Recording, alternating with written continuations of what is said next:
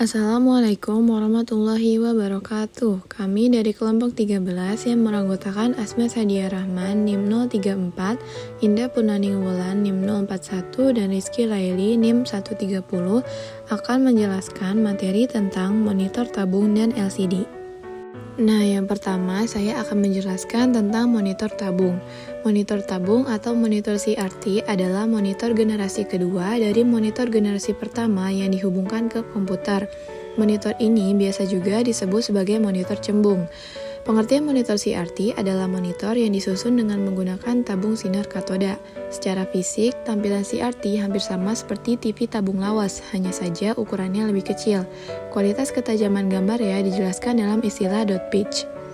Monitor CRT yang ada di pasaran biasanya memiliki luas layar antara 15 inci sampai 21 inci. Gambar yang ditampilkan biasanya 1 inci lebih kecil dari luas layarnya. Monitor ini jarang, bahkan tidak ada yang memiliki luas layar di atas 21 inci.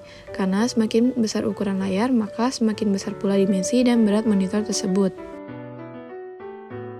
Namun, monitor CRT ini sudah mulai ditinggalkan karena beberapa alasan, yaitu yang pertama, monitor CRT ini berat dan juga butuh banyak ruang, dan juga sekarang sudah jarang berada di pasaran. Selanjutnya ada sejarah monitor tabung. Pertama kali ditemukan oleh fisikawan Jerman yang bernama Karl Ferdinand Braun. Pada tahun 1897, beliau menciptakan sebuah tabung katoda. Hasil ciptaannya ini diberi nama Braun Tube. Selanjutnya, pada tahun 1929, seseorang berasal dari Rusia yang bernama Vladimir Kozma-Zworykin menciptakan tabung televisi pertama menggunakan monitor CRT. Lalu, akhirnya monitor khusus untuk komputer dikeluarkan oleh IBM PC. Pada awalnya memiliki resolusi 80x25 dengan kemampuan warna green monokrom. Monitor ini sudah mampu menampilkan hasil yang lebih terang, jelas, dan lebih stabil. Selanjutnya, bagian-bagian CRT. Terdapat 14 bagian dari CRT. Nomor 1 ada deflection coil.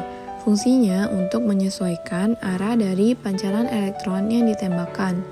Nomor 2, elektron beam, merupakan pancaran dari elektron yang telah ditembakkan. Nomor 3, focusing oil, berfungsi untuk memfokuskan pertama kali saat elektron baru ditembakkan dari katoda. Nomor 4, itu adalah bagian yang menyala ketika terkena elektron. Nomor 5 adalah filamen, untuk memanaskan katoda sehingga katoda dapat menembakkan elektron. Yang keenam adalah graphite layer. Yang ketujuh, rubber gasket untuk menghubungkan kabel listrik menuju ke anoda. Yang kedelapan, katoda, fungsinya untuk menembakkan elektron. Nomor 9 itu adalah bodi yang terbuat dari kaca. Nomor 10 adalah layar untuk menampilkan. Nomor 11 adalah coil yoke, terbuat dari besi yang dimana tempat focusing coil berada. Nomor 12 itu untuk mengatur tegangan listrik. Semakin besar tegangan, semakin kuat elektron yang ditembakkan, sehingga cahayanya lebih terang. Yang ke-13 adalah pin yang menghubungkan katoda. Yang ke-14 adalah kabel untuk aliran listrik anoda. Selanjutnya, saya akan menjelaskan cara kerja monitor CRT. Sinar katoda dihasilkan dalam tabung pelepasan. Pompa vakum digunakan untuk mengevakuasi tabung pelepasan. Bagian dari katoda tabung dihubungkan ke terminal negatif baterai, dan bagian anoda dari tabung dihubungkan ke terminal positif baterai. Itu akan mengamati bahwa pada tekanan normal, gas tidak membiarkan arus melewatinya. Namun, ketika tekanan tabung berkurang menjadi 0,001 mmHg, dan perbedaan potensial yang lebih tinggi antara 10 kV dan 20 kV diterapkan pada ujung tabung, sinar akan terlihat di dinding tabung kaca. Sinar tersebut dipancarkan oleh katoda perjalanan menuju anoda. Tarikan yang dinaikkan ke arah anoda mengungkapkan bahwa sinar membawa muatan negatif. Sifat katoda adalah yang pertama, bila ada benda yang ditempatkan pada lintasan sinar katoda, sinar ini menghasilkan bayangan. Hal ini menunjukkan bahwa sinar katoda merambat dalam garis lurus. Yang kedua, bila suatu benda diletakkan pada sinar katoda akan berrotasi. Hal ini menunjukkan bahwa sinar terdiri dari beberapa partikel dan beberapa energi kinetik. Yang ketiga, di hadapan medan listrik sinarnya dibelokkan ke arah pelat positif. Ini menegaskan bahwa sinar katoda terdiri dari partikel bermuatan negatif. Yang keempat, di hadapan medan magnet sinar mereka dibelokkan, dan ini menunjukkan bahwa sinar katoda dipengaruhi oleh medan magnet. Nah, selanjutnya kita akan membahas mengenai monitor LCD. Nah, untuk pembahasan dari monitor LCD sendiri, ada pengertian LCD, komponen di dalam LCD, cara kerja LCD, kelebihan LCD, dan kekurangan LCD.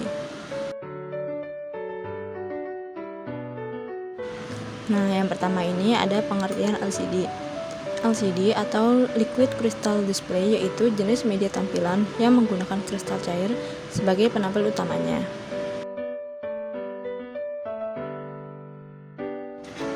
Selanjutnya ada komponen di dalam LCD. Yang pertama itu backlight. Backlight adalah sumber cahaya yang digunakan di dalam monitor LCD. Nah, untuk gambarannya seperti yang tertera di dalam video ini. Nah, komponen selanjutnya di dalam LCD itu ada polarizer. Polarizer adalah sebuah lapisan LCD yang berfungsi untuk meneruskan sekaligus mengatur cahaya yang terpolarisasi yang melewatinya. Sehingga setelah cahaya melewati polarizer, kita akan melihat warna-warna pada layar LCD. Nah, untuk wujud dari polarizer sendiri seperti yang ditampilkan dalam video ini. Komponen selanjutnya di dalam LCD adalah kristal cair. Kristal cair adalah suatu bahan kimia cair berupa molekul yang dapat disejajarkan secara tepat atau diatur sedemikian rupa ketika mengalami medan listrik. Kristal cair berfungsi untuk merefleksikan atau memantulkan cahaya putih dari backlight sehingga cahaya backlight yang sebelumnya putih dapat berubah menjadi banyak warna. Nah, tampilan kristal cair ini seperti yang tertera di dalam video, dia yang berwarna biru itu.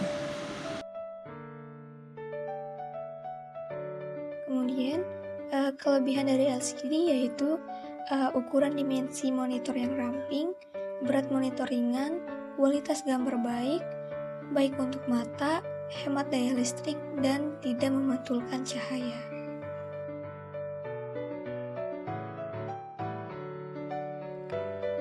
Kekurangan dari LCD yaitu sudut pandang yang terbatas, masalah deep pixel, layar LCD sensitif, harga monitor lumayan mahal, dan harga servis yang mahal.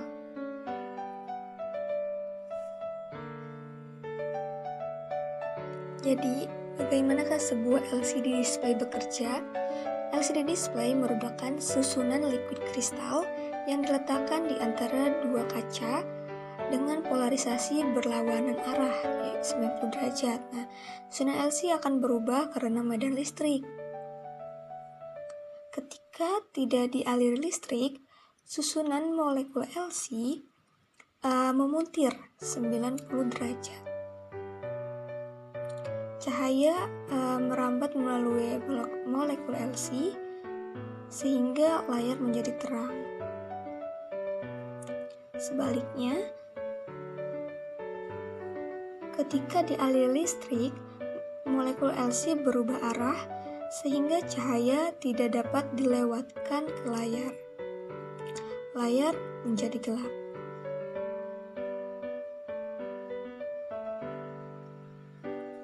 Proses ini menghasilkan satu subpixel.